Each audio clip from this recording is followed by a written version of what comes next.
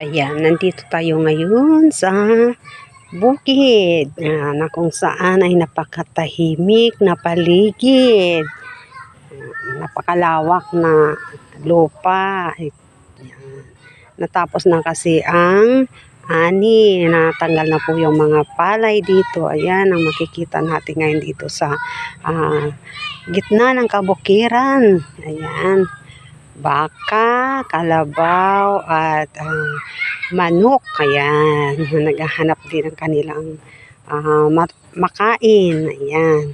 Kahit ang itsura niya. Oh. Ayan. 2 weeks nang wala nang tanim na palay.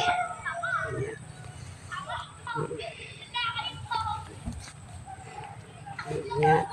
Napakatahimik na paligid. Ayan. Ngunit napakagandang tignan.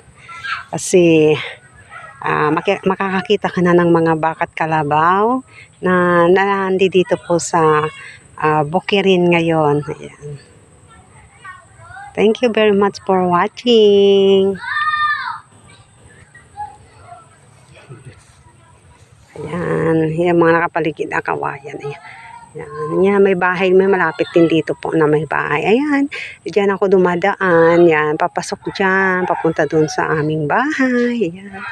Thank you for watching.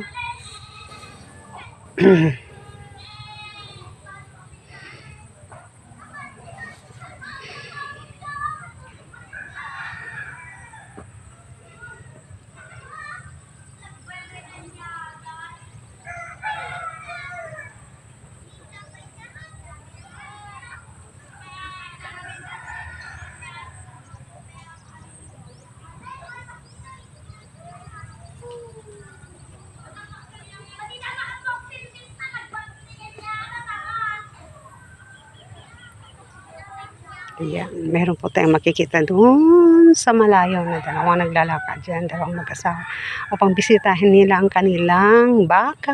Ayan.